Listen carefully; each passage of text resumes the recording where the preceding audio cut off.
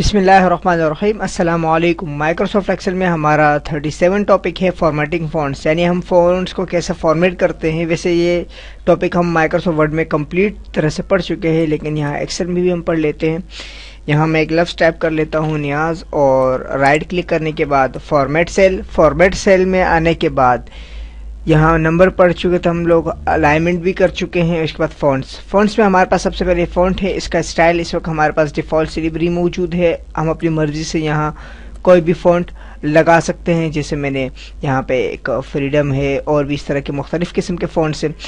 ये फ़ॉन्ट्स मैंने इनमें से कोई एक फ़ॉन्ट सेलेक्ट किया, और अब उस फ़ॉन्ट्स का स्टाइल है हमारे पास। रेगुलर जो होता है वो इसका नॉर्मल स्टाइल होता है। इटैलिक के मतलब थोड़ा सा तिरछा हो जाता है, झुक जाता है राइट साइड पे, जैसे कि हमें यहाँ पे प्रीव्यू में नज़र आ रहा है।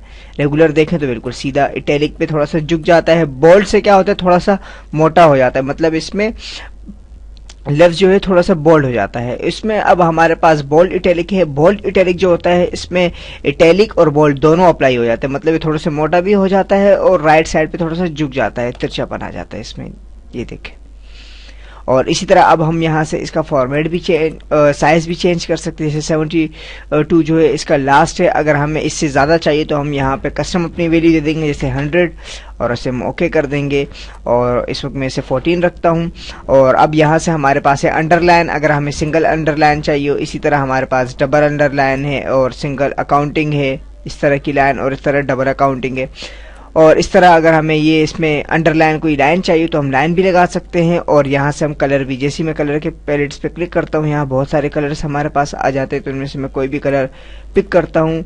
मैंने कलर पिक किया, और उसके बाद इफेक्ट में हमारे पास स्टिक थ्राउट जो होता है, बीच में लाइन आ जाती है। सुपरस्क्रिप्ट जो होता है वो एज अ पावर कंसिडर किया जाता है, ऊपर जाने पा जाता है कि बस छोटा सा बनकर, और सबस्क्रिप्ट में आपके पास ये नीचे सबस्क्रिप्ट में आ जाता है।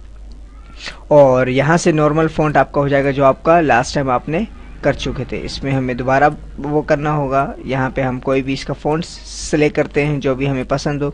यहाँ से हमने फ़ॉन्ट सेलेक्ट करें, और यहाँ हमने कोई भी फ़ॉन्ट सेलेक्ट किया, उसके साथ हमने उसका स्टाइल चेंज किया, और साइज़ चेंज करने के बाद यहाँ से उसका कलर, और अब उसे हम ओके कर देंगे। जैसे हमने यहाँ पे ओके किया, अब यहाँ पे उसका फॉर्मेट हमारे पास अपीयर हो गया। यही तमाम काम हम यहाँ से भी कर सकते हैं जो हम पहले पढ़ चुके हैं। यहाँ से आपके पास फ़ॉन्ट्स हैं, यहाँ से आपके पास साइज़ चेंज कर सकते हैं, बोल्ड, इटैलिक, अंडरलाइन है फिर हमारे पास।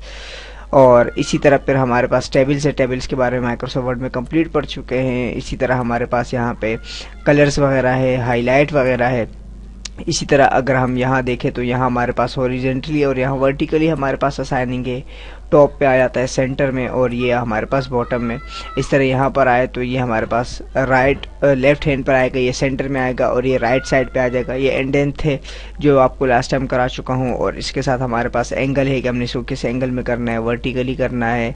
इसके साथ एंगल है, क्लॉकवाइज करना है हमने इसे, जो हम रोटेशन और ओरिएंटेशन के टॉपिक में पढ़ चुके थे।